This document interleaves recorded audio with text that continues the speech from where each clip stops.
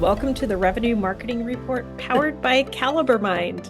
This is your podcast for B2B marketers who are looking to level up. I'm your host, Camela Thompson, and today I'm joined by Debe Rapson. Well, Deb, welcome back to day 2, and we're going to talk about how to be heard as the only woman executive on the team. It's close to my heart. I'm sure you've been there. What first thoughts pop into your mind? The first, a couple of things that I'm thinking about on topic is just navigating being heard around the table, navigating, the mentality of men, suggesting that the woman is one side of the coin is being too direct and bitchy. The second side of the coin, too forceful. The second side of the coin is too emotional. Mm-hmm. Yeah, those are things that come to my mind in just kind of working with a team of men.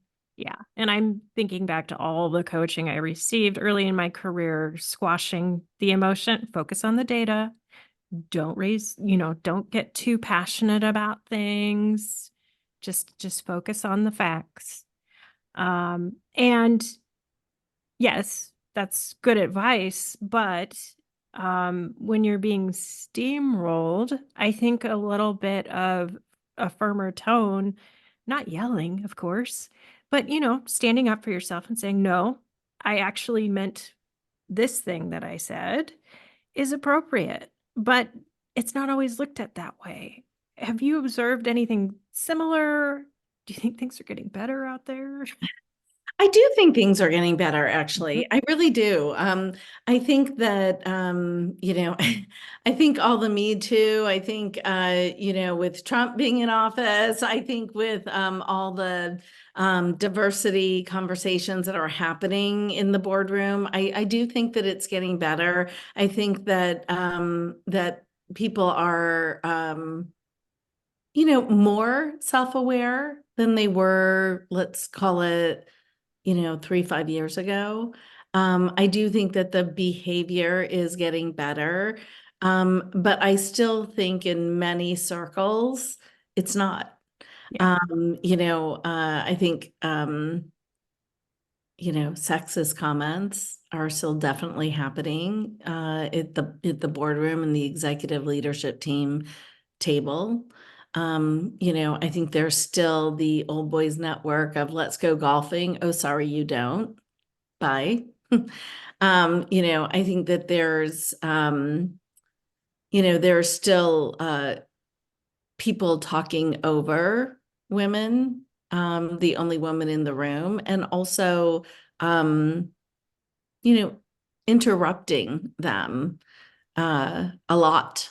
And it's hard to tell whether that is the feeling of they're insignificant or whether that's just the rudeness of people talking over each other.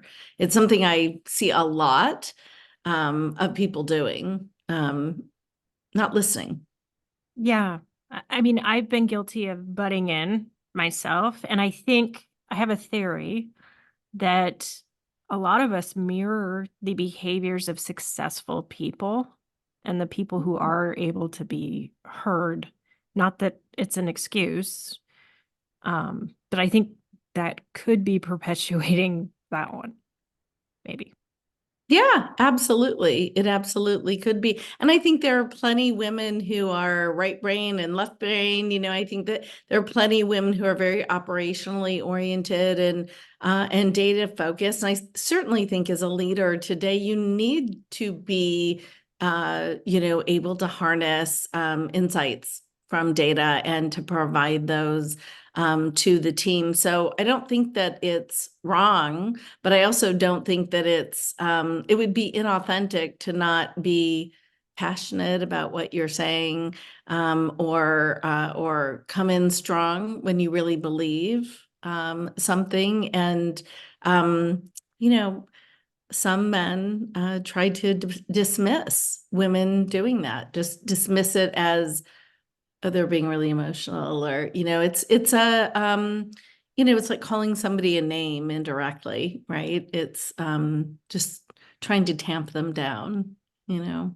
Yep. Yep. And I've been in companies where I could not get in the word edgewise, and I'm a talker, but what I'd do is I'd raise my hand and just sit there awkwardly. I'd make it awkward. And then people would start to realize and create space. Are there other ways we can help people create space for one another? Yeah.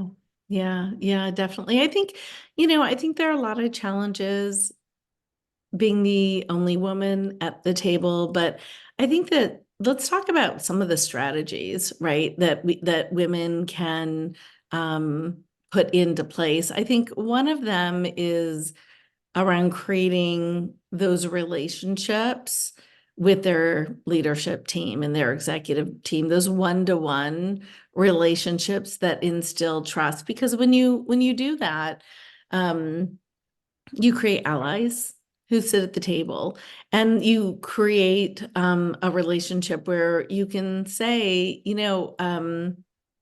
I really don't appreciate when you do X or do Y, when you talk over me, when you do a this or that, right? Ingratiating yourself as an insider, especially when you're coming on to the executive team, building those relationships and building trust across the table is an exceptionally important strategy to being an only woman sitting at the table. Yeah. And I've been lucky enough to establish enough of a bond where, not in that meeting, of course, but away from that meeting, I can Yeah. say, when you said this thing, I know you didn't mean it this way, but here's how I heard it. Can you Yeah. see where that would happen? Or even ask them, how did you mean it? Yeah. Right? Yeah. Help me to That's great. understand. Yeah, help me to understand you said this and um it felt really strange to me. How did you mean it? Hmm. Where were you going with that? I think not even assuming necessarily that they have bad intent or good intent, but just understanding their intent. Hmm. Hmm. Yeah. I like that framing a lot better. Note taken. I mean, these are the things, right? And how we learn from each other. It's like, I mean, um there are so many of those kinds of moments that come up in relationships. And when, and I mean, another one that I can think of that really strikes me is when you're on for example, an executive retreat and everyone brings their partners and you're the only woman. And the women, the wives who are not on the team might be going and doing a thing, whatever it is. Hmm. And you're kind of caught between the which way do I go here? Yep. Right? That's Yep. that's another one of those funny moments that I've been in. Oh my gosh. So I knew we had a long way to go when I went to a very large summit for a marketing vendor I won't name, and went over to the vendor booths, and there's this big section called the Women's Confidence Center. And it was where you can get your hair done, your makeup, your nails, and maybe a couple of pictures taken. A lot of people don't see the problem with that. Yeah, I do that on my personal time, but Right. Right. Those aren't bad things. Those yeah, aren't bad things at all. But to make such a focal point at a conference for technology, it just didn't hit the notes I think they were going for. yeah. It's interesting that you bring that up. Uh Maria Shriver sponsored a conference for several years. It was like the women's conference down in Southern California. And I was really excited about it. This is way before Women in Revenue. And Mhm. I was really excited about it. I went down to that conference really expecting something very different that I got. I think that the year that I went, she interviewed Michelle Obama. And I was really excited about Yeah. seeing that and seeing that content.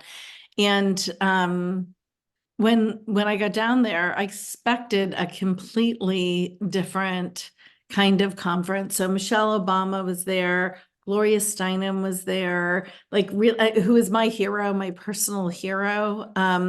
There were just some really, Oprah Winfrey, I think some predominant names. And I really expected something that was kind of just a little meatier content around women supporting women and just a little bit more business focused and feminist focused. And what I got was a showroom floor of some really weird stuff like measuring bone density, a booth on that, makeup, hair, beauty products, like health products. And I just kind of went down there and I really had a miss on that kind of conference. I expected, and it looked like the content was really different than when I got down there and saw what the content was. And it was really disappointing to me. To see that. And I think, and that was, I'm just going to say that was probably like, I don't know, 12 to 15 years ago. And when I just think about the time from that, even just having a women's conference was like, ooh, this is cool, right? To where we are today. I mean, there is a good amount of movement, from there to here where we Yeah. are today. Yeah. I do see that with Sheryl Sandberg's Lean In initiative, and which really addresses some of the topics that we're talking about, the bossiness and being called a bitch, et cetera, those kinds of things. So we're coming along. Yeah. Yeah. My heart hurts for your experience though, because I've been there. And like I said, none of these things are bad things. I think so many of us notice though that everything from obituaries to profiles to all these other things really focus on motherhood and appearance. And it's hard because ultimately I think people want to be recognized for what they've accomplished in the workplace. Yeah, absolutely. Especially if you're both a mom and a career person, Mhm. I'm both. Yes. I did something that most women were not doing when I was rising up. In the mid 90s, I got married. And I decided that I married for love and not for income. And I married a high school teacher. And, I was going to be the one that was going to provide the big income into the family. But I struggled a little bit with, I also really, really wanted to be a mom. I really, really wanted kids. And so I had to figure out a way to have my cake and eat it too. And so I stayed in selling, which is, kind of naturally a great fit for me. And I was one of the first women that the first women that I had ever met that worked out of my home full time. So from basically that last 2 months of, being pregnant, all the way through raising my children. And even today, of course, I work virtually out of my home. And I remember walking away from job opportunities because the person that was hiring me wouldn't allow it. And I also remember one of my favorite CEOs, Chris Golick, who was a founder of Demandbase, said to me, like, if you would be willing to come in once a week, we can make that work. And I said, I'll make you a lot of money that way. We kind of figured out a win-win situation. Mhm. And I did just that. And it was a great 8-year relationship and run. And I did that throughout my whole career. So I had the opportunity to raise my kids and also have a very full, exciting career where I traveled, and I had a partner and have a partner who was really willing to be a real partner to me, and I back to him, where we could create something that would be kind of a win-win all the way around. I didn't want to miss my kids, growing up in childhood and to be their mom and be engaged, but I also was really driven in my career. So, and back then women were not doing that. They were going into the office, or they were choosing not to work, so Yep. I had the constitute to be kind of like, I'm going to stick to it, but